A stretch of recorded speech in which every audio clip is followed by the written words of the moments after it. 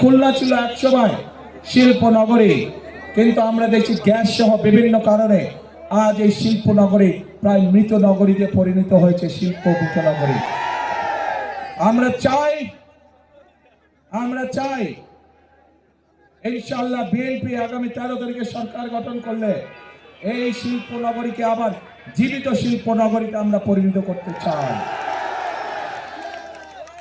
যাতে করে সেই সব শিল্পের মধ্যে শুধু পুরুষরাই নয়,